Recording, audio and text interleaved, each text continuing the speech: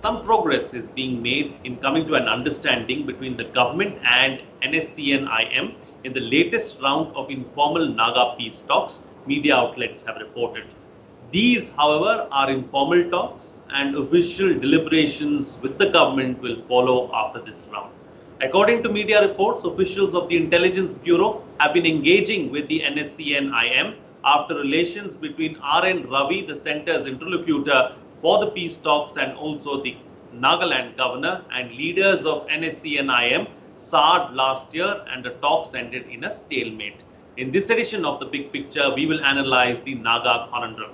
Joining me on the program today are John Shilshi, retired IPS officer, Gautam Sen, former advisor, Government of Nagaland, and Joyita Bhattacharjee, Senior Fellow, Observer Research Foundation. Thank you to all my guests for joining me on this edition of The Big Picture. Mr. Sen, I'd like to begin the program with you. Let's first try and understand and analyze the history of this problem, because this is not something new. This is a decades-old problem, and we've been trying to find a solution for it. Of late, over the last 5 or 6 years, we've seen some progress really in trying to see some kind of, some kind of a solution as far as the problem is concerned. You see, I'll put it like this. The problem has persisted for quite some time. That is why the problem, what it was in the late 80s and 90s, and how it has evolved or not changed in the last few years, particularly since the framework agreement was concluded or decided upon, are quite different. So, tracing the history is one thing, but point is the ground realities have changed phenomenally. Basically, the problem is not as it used to be before, that, the armed confrontation, people are to put in camps and, disarming the cadres and all those things are there. But it's more a question of accommodating the Naga aspirations within the Indian framework. Now, I really feel that perhaps there's a realization both sides that time is running out. The more it gets prolonged, you will meander through and may not reach the ultimate objective. And I don't think that forceful aspiration to separate out a separate identity. But that does not mean that you will not treat the Naga community or the various groups of the Naga community as a distinct ethnic identity with a great lineage and a past proud history. So once that sort of acceptance is there on the part of the Indian Union and the Government of India and the Indian people at large, and then the other side also, I think, will be amenable to arriving in an accord. So I'll put it like this to start with. Right. So, Mr. Shilshi, let me bring you into the picture now. There have been several groups from Nagaland. There have been splinter groups as well. There have been some divisions really as far as these groups are concerned. But right now, the talks seem to be focused on the NSCN-IM and the central government. So, who are all the players that continue to exist at this point in time, and what is the situation like? Yes, thank you, Frank. Actually, yes, I fully agree with what Mr. Sen has said in his opening remarks. As far as the players are concerned, actually there are so many. Every stakeholder in this peace talk between the Government of India and the NSCN-IM, they're all players, in some form or the other. The Naga population, the Naga society at large, and also the other societies, such as where the people from the state of Manipur or Arunachal or Assam, everybody is a stakeholder. Therefore, I think everyone is no doubt a player in this ongoing talk. But let me tell you one thing. More than the players, I think what is a little bit worrying now, as of now, is the circumstances that led to the recent stalemate. I will dwell a little bit into 3rd of August 2015. There were certain things which the Prime Minister has said during that function, which is actually not a closed door function, but it's an open function where the whole international community was also watching. And in that, Prime Minister has said very, very important things, which are actually music to the ears of the Naga leaders particularly. Things like, mutual respect and trust and confidence. And also he said that he gave a little bit of his idea about how the Naga problem has prolonged, and in that he has added that it was a heritage, or rather it was a legacy of the colonial past. And he mentioned two important words: isolation and insulation. He said the Nagas have been isolated for too long and they have been kept insulated. You know, this was very, very important remark that Prime Minister made, I thought, on that very day. And Muiva's response, Mr. Muiva, when he spoke, let's remember one thing. Mr. Muiva is a very, very tall leader. He's a very hard nut to crack as far as his ideologies are concerned. But on that day, what he said if the Indians are willing to accept the Naga reality, one reality of the Nagas, the Nagas are willing to accept 10 realities of the Indians' problem.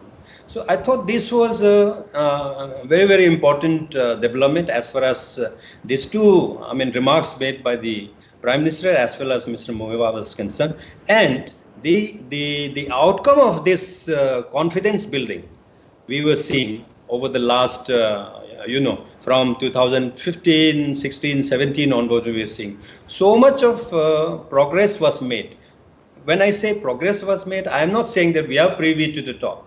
We are not, none of us are privy to the top. However, the body language, the kind of messages which is coming out from these two groups were indications that there was so much of progress made. Progress made means what? It's most importantly, compromises were made in order to see that some kind of solution is brought into being. So I think how it all changes, the entire thing changes in August 2019 onwards. This needs deeper analysis rather than who are the players. As of today, the players are actually the NSCN-IM, the NNPG, and the government of India on the other side. Of course, the Naga society. But more importantly, I think we need to analyze the post-August 2019 situation. That's how I will look at it. Okay, we'll analyze that and we'll get into that as well in just a bit. But let me go back to a point that Mr. Sen was making. Joyita, let me take that up with you. So, is the Naga cause still relevant as it was a few years ago today? Because he spoke about how in the 80s and 90s it was a different kind of an atmosphere, a different kind of the leaders were still young, they were still dynamic, they were still aggressive. But today, these very old, very same leaders like Mr. Muiva that Mr. Shilshi spoke about is now old, is now probably looking at some kind of a closure as far as this issue is concerned, because he's tired of fighting as well. So is it still relevant, the cause, and is it still the same today? I think we really have to understand that Naga conflict or peace process is very long drawn. But it's already 2 decades, and in last 2 decades, the society changes, and there has been a significant change, not only in India, but also in Naga society. People have started coming out, they have started enjoying the world altogether.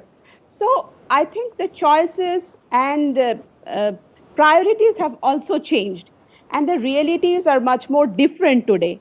So considering that there has been a severe change, and I think the leadership also recognizes this.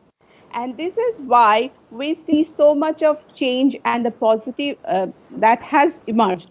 So it is, but still, I think, when there is change, but there are issues, and those are the core realities that we really have to recognize. It may not be a greater Naga separate sovereignty issue or something, but there are aspirations of the Naga people, their identity.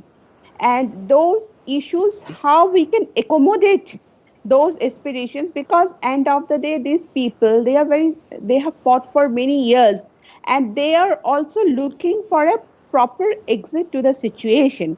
But when we are talking about a solution, we really have to find a level playing ground, and we should think, but the situation have changed definitely. Okay, the situation has changed a lot. Everyone is looking for an honorable exit, and a level playing field is what Joyita is suggesting. Mr. Sen, let me bring you into the picture now. So, what is the sentiment of the people on the ground, in 2020 today, after, you know, holding the flag up for several decades now, 7 decades. Now in 2020, generations have passed by, like Joyita has suggested. Is the sentiment on the ground in Nagaland still the same for the Naga cause? No. I would certainly agree with my colleagues on the panel, and Dr. Bhattacharya was very clear. And I also feel that the sentiment on the ground is that if I were there, people would ask, what is happening? Why are we not reaching the end? And the point is, there's no question of going back to the 60s, 70s, 80s, and all that. The sentiment on the ground is that we have to stay how we are as part of the Indian framework.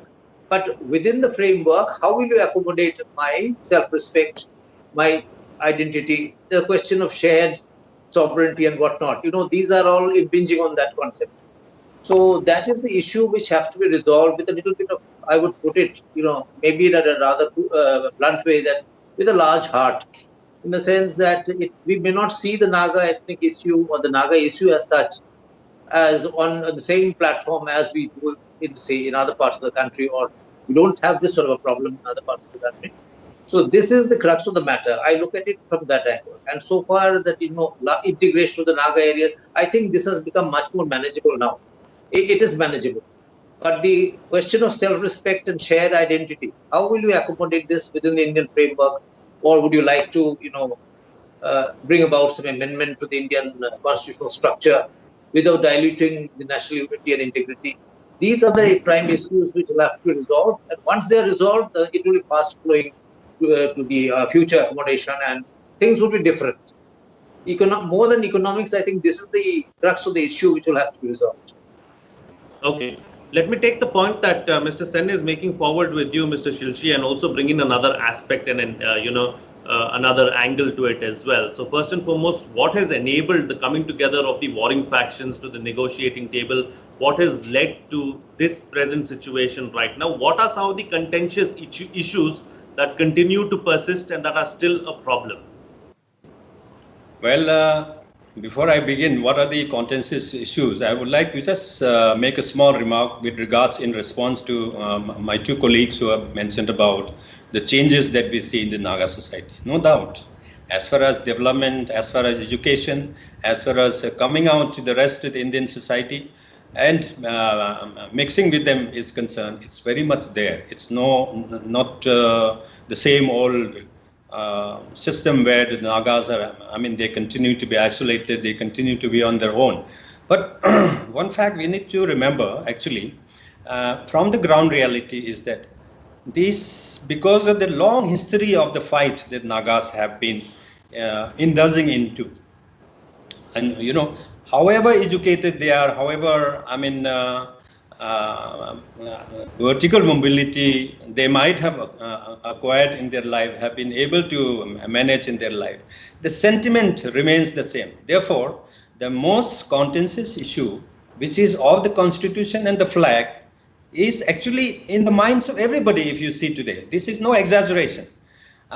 You talk to a university professor there in JNU, somebody who is teaching in Washington, someone in UK, you ask anybody, they will say that the flag and the constitution are core to the Naga identity and Naga, dignity. Why? One of the reasons is that for decades, a day before 1940, India actually hoisted their national flag in 1947. One day before, this flag, the symbolic flag, was hoisted by the Nagas, and from there onwards, the progress was continuing, and you find that every year, every important function of the Nagas, these flags are being hoisted. Not much about the constitution. Constitution more of a political and, of course, the leaders to manage. But the flag, I think, is much more dear to their heart. So I think, as far as the Nagas are concerned, irrespective of how much they have become or how much they have opened out, this sentimental issue of flag is always going to be there in their minds, and therefore today, as we are seeing rightly, most of the problems, even the delay in the finalization of the talk, actually had emerged because of these two issues of constitution and a flag. So as of now, these are the main issues. I think the rest of the thing that, like Mr. Sen has said, the rest of the issues actually, as far as integration, physical integration, possible, not possible, all these are actually, I think it is understood that they have worked out on this one. But these 2 points that I mentioned are the one, they are actually the main problems which is pulling back to some extent the progress of the talk. Absolutely. Okay, Joyita Bhattacharya, let me bring you in now. As far as the talks are concerned, we're talking about the talks. So, what is the present status of the talks as of now? I think, as we all know, the process is on, and the negotiations are on. But still, I think the talks are continuing. We can't continue for forever. It's already 23 years on, and we really and I certainly feel that there should be a solution to the situation. But also, I feel that looking into the history of talks, it's not that all of a sudden we are talking. There has been a history, and there has been peace processes going on. So what will be the outcome? That is because we are signing with one group, and then it happened in 1960s. There has been peace process and peace accord, again in 1970s, and then we see this. So how far we can have a proper solution, it is a big issue. So here I strongly feel that it's not only looking into NSC and IM, we need to engage with the entire Naga society, because there are very facets and there are views also. So it's very important if we really want a lasting solution, because I strongly feel that Naga problem is the longest going problem, and it needs a lasting solutions. So looking into the history, we really have to take that perspective to get in a proper way, and much more effort is necessary to bring it in a proper lasting solution that I would like to see. Right, absolutely. We'll talk about solutions, we'll talk about what needs to be done really and what we can see happening in the near future. But before that, Mr. Sen, I'm going to go back to a point that Mr. Shilchi was making in his opening remarks about how we need to analyze and understand what has transpired since August 2019. What were some of the issues? We've seen a lot of talk being made about the, interlocutor and so on and so forth. So what went wrong, do you think, and do you believe that talks are presently in a stalemate as a result of that? You see, first of all, this is my personal opinion exclusively. You see, I know Mr. Ravi very well. He's incidentally my IPS batchmate. But the point is, governor and interlocutor rolled into one is perhaps not the most ideal solution. Because governor is a constitutional authority and represents the government of India in the last district. Now the point is, and Dr. Bhattacharya made the point that we have to take everybody along, the entire society. NSC and IM is definitely will be the prime content of that, but there will be the others. And I wonder if the church, I'm not too sure what role the church is going to play or is playing. Regarding the present controversy, I've already mentioned my opinion. But the thing is, the broadening this without undermining the NSC and IM would be a pragmatic approach. And the church definitely should play rather more proactive role as a bridge maker in that way. And present state government, of course, is just part of a structure. It doesn't have much of a role to play. And this is rather unfortunate, if I may say so. But the society enlargement and then the church leadership, I would like them to come to the forefront. That may help to a better understanding, to evolving a broader consensus, and the issues which are looming, that will be perhaps taken care of better. Right. So, Mr. Shilchi, So let's talk about solutions now. And what is likely to happen? What do you believe is going to be a good lasting solution? Something that Joyita Bhattacharya was pointing out as well, that we need to have something that is lasting. You can't just have something that is temporary in nature, because this issue has gone on for long enough. So what needs to be done? Yes, in fact, there is urgency. If you ask me, there's an urgency to complete the talk somehow or the other. Because what happens is, the more it drags, more and more problems will be associated with it, and then whatever points that you have agreed upon already may also become some kind of sure in due course of time. So I think it is necessary that the talk must resume between the two parties as quickly as possible. For that, different people have to play a positive role. The government of India needs to understand why they are having a problem, why the opposite party is having a problem. And then secondly, to think of any permanent solution, we must remember one thing. Fractions of solutions with some splinter groups, one group, maybe let's say you leave out NSC and IM and sign with somebody else, or the vice versa if you do. This will be the biggest mistake India will be committing. I would say that if there has to be a solution, it has to be comprehensive. It should be agreeable to at least as of now, at least the two groups, that is the NNPG and the NSC and IM. Otherwise, what will happen is, suppose if you sign something, the history will get repeated. What we saw in 1964, what we have seen in 1975. And like that, the history will again be repeated. There will be no end to Naga problem. So somehow or the other, the solution has to be found. And I must also say one thing. In a solution, in trying to find a solution as this, which is very, very tricky and dicey, I think it is prudent that, the bigger party, the bigger partner in this negotiation must have the bigger heart. And in this case, the bigger party is the government of India, definitely. Therefore, the government of India is expected to have a bigger heart than the NSA and IM. And look out for some solution which will be permanent in nature. Otherwise, we are never going to see a permanent solution if splinter groups are taken and agreements are signed. Absolutely. And Joyita Bhattacharya, let me go back to a point that Mr. Sen was making about the role of the church, and how can the church in Nagaland, we know that the church is very strong in Nagaland, can the church play a proactive role in trying to bring about some kind of a solution to the problem there? Definitely. I think for any kind of solution, the society plays a very, very big role.